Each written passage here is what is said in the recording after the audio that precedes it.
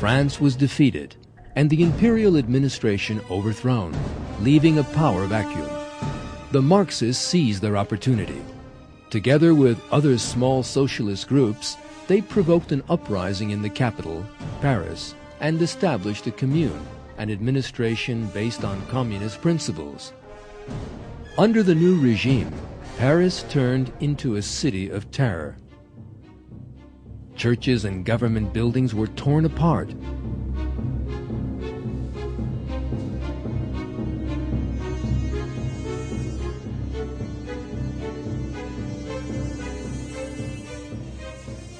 Men of religion were shot by the communards.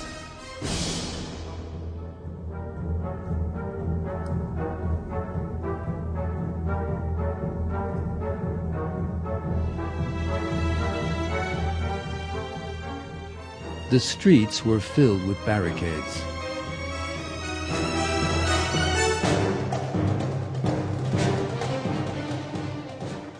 The Commune was finally suppressed by government troops that entered Paris after lengthy fighting.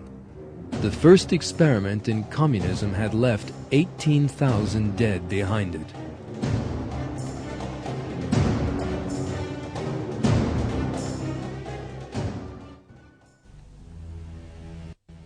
Yet how was it that Karl Marx's theories were able to spread so quickly? The answer to that question was provided by the famous German scientist Rudolf Virchow. At a Congress of Naturalists, Virchow took the floor to warn those biologists who supported Darwinism. Be careful of this theory, for this theory is very nearly related to the theory that caused so much dread in our neighboring country. Virchow was right. Darwin's theory of evolution was of great importance in the spread of Marxism among Western intellectuals. The theory portrayed human beings as a species of animal, claimed that they would develop by means of conflict, and most important of all, denied the idea of creation. These three great errors formed the basis of Marxism. The first of the communist revolutions built on that foundation was to take place in Russia.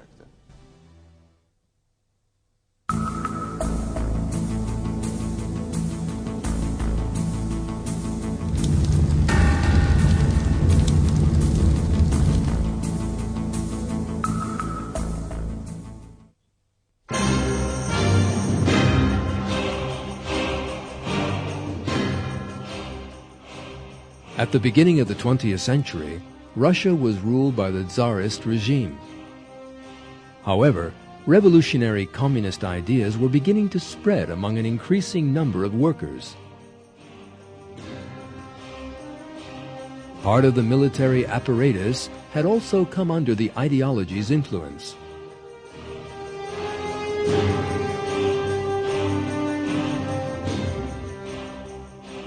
The leader of the communist movement in Russia was Vladimir Ilyich Lenin.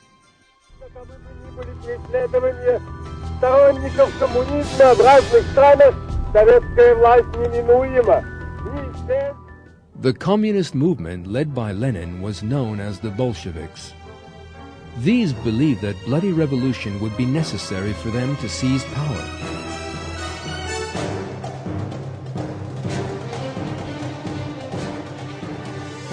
Despite the fact that they had been illegally organizing for years, they had been unable to achieve their aim.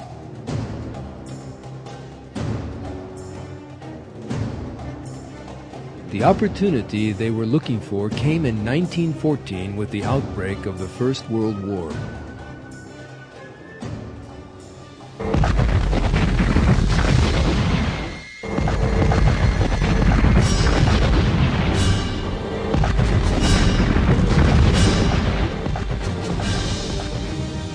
That war was the bloodiest conflict that mankind had ever known. One of the countries involved in that war, which cost the lives of 10 million people, was Russia. The Russians suffered defeat after defeat in the first 3 years of fighting and lost 2 million dead.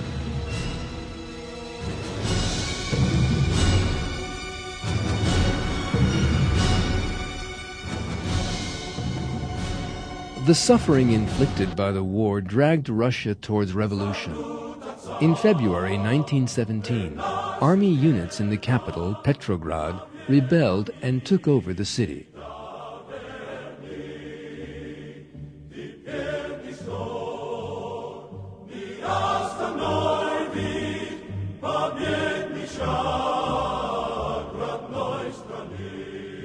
Tsar Nicholas II, who was at the front encouraging his troops, set out for the city.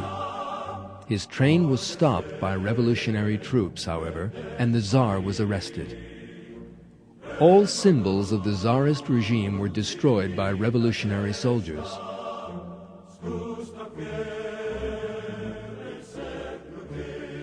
Supporters of the revolution rejoiced in the streets.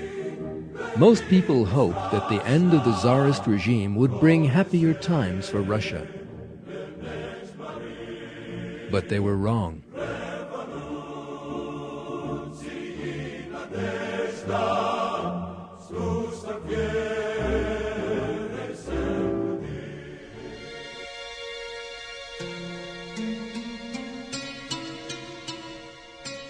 The Bolshevik contribution to the February 1917 revolution was actually quite minimal. They were poorly represented in the post-revolutionary parliament that was set up. The government passed into the hands of the pro-Western Kerensky, a Democrat.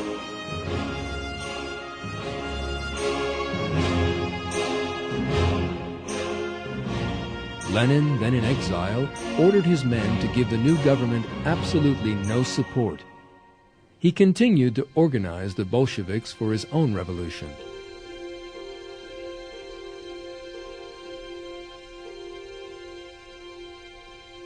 And in October 1917, he struck. Lenin's armed militants attacked the Winter Palace, the center of government. They killed those guards who resisted and carried out one of the easiest coups in history.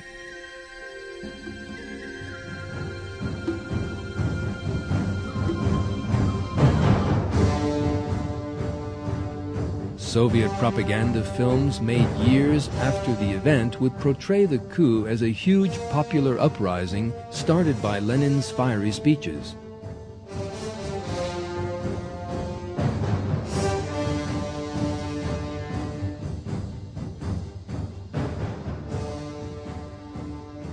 The fact was, though, that the number of people who attacked the palace was less than 100, and only 5 people died. Lenin started with a silent coup. Yet things were not to remain so. The Bolsheviks attacked those army units still loyal to the Tsar. A terrible civil war began that would last for 3 long years.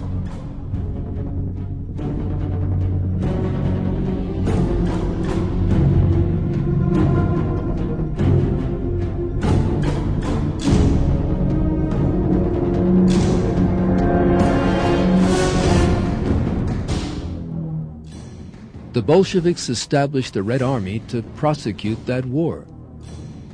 Lenin's right-hand man, Leon Trotsky, was placed at its head.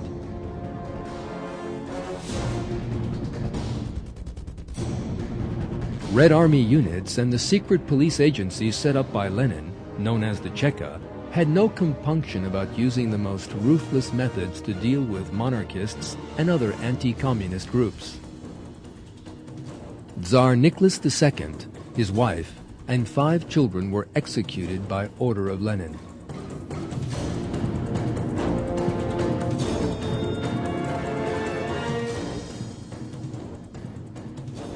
Those